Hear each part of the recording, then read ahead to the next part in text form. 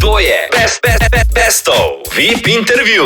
V najni družbi trenutno v našem studiu Saša. Živjo. Živjeli, da, evo razmišljam baš o narednoj pesmi. Ona će se zvati Romeo. Romeo, nova pesem, podobna Moji maleni. Tako je. Ok, tako je. se veselimo, kdaj pride? Kad će izaći? Da. Pa ja se nadam vrlo brzo, pošto je u suštini ona gotova.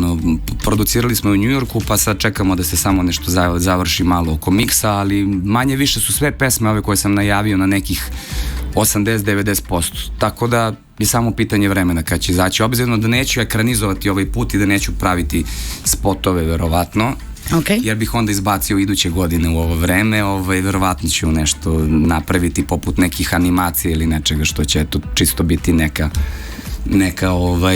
priča za nove pesme. Kao podlog. Vse najboljše?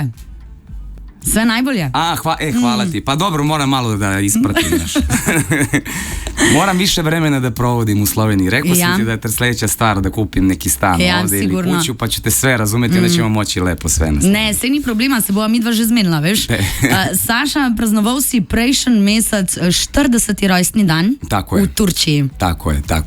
Kako je bilo? Pa bilo je lepo, mislim, Jesi ja se sam napio? već, nisam, porodično sam, znaš šta, generalno ja ne pijem nešto previše. Da, to znamo, ali 40. Uglavnom kad su koncerti, volim da malo popijem sa momcima iz benda i to je jedina prilika kad nešto i popijem. A za rođendan, čisto da se nešto nazdravi, obzirom sam bio sa porodicom, bila mi i malecna tu, tako da ne možemo sad nešto da pravimo neku žurku, obzirom da je jubilarni, iako da sam sad već pijan.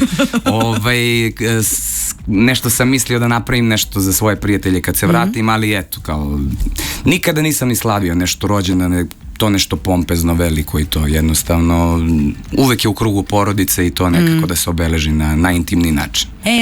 Kaj si dobil za darilo? Šta si dobio? Za darilo sam dobio svašta. A dobio sam svašta nešto od svoje porodice, tako da sam zahvalan, mada je meni najveći dar upravo moja porodica i nisam materijalista, ne težim ka tome da je to jednostavno moji prijatelji, rodbina nekako pate od toga šta će da mi kupe za rođendan, jednostavno mi je najbitnije da smo nekako zajedno, tako da je to moj najveći poklon, eto, stvarno. Ok, povej mi, a se je kaj spremenil zdaj, kad si 40?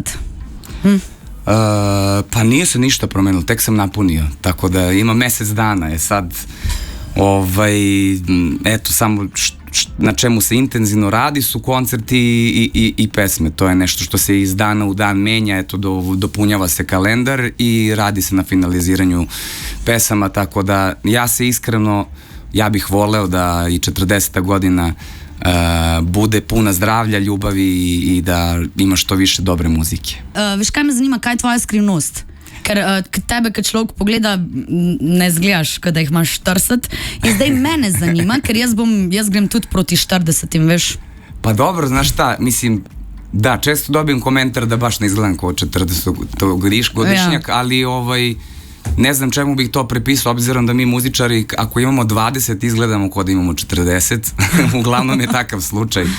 Međutim, pretpostavljam da ima to i do lifestyle-a i kakav život generalno vodiš, a ja se nekako vodim zdravim načinom života i trudim se da nekako balansiram sa svime u životu, tako da smatram da dosta ide od genetike. To kad mi pogledate i roditelje i rodbinu, nekako svi izgledaju mladoliko, tako da možda je to u neku ruku isto jedan od faktora. U mladosti si igrao košarko?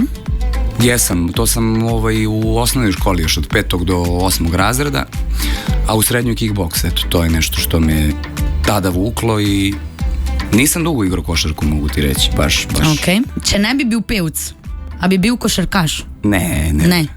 Nemam ja tu visinu baš za košarkaša, ja sam, inače sam 2 metra, ali danas sam nešto niži. Tako da ne znam, verovatno bi bila neka umetnost, volim umetnost i sportski sam tip generalno, i igram i košarku, igrao sam i fudbal i tenis i svašta nešto, ali ne znam da li bi se baš profesionalno bavio time, ne znam da li bi to bila neka strast, ajde da kažem, koji bi se baš usmerio. Moguće balet? Ne preteruj. Ok, sorry, sam predlagam. Ne, baš nisem za balet. Ok, to je to, hvala, ker si prišel. Vem, da se ti mudi, žuriš. Ti znaš da bi ja sedeo ovde sa tobom sigurno bar još sat vremena. Znam. Ali pre svega hvala ti još jednom na gostoprimstvu, uvek mi je drago da se ispričamo ti ovako lepo i zaista mi je svima ovde divna energija i veliko hvala naravno i vama na emitovanju moje muzike i naravno vašim slušacima koji sve to godinama prate. Hvala ti še enkrat, tako naprej in kad naslednjič priješ na obisk, je res? Tako je. Evo. Družimo se opet uskoro, Bože zdravlje. Evo, super, hvala ti.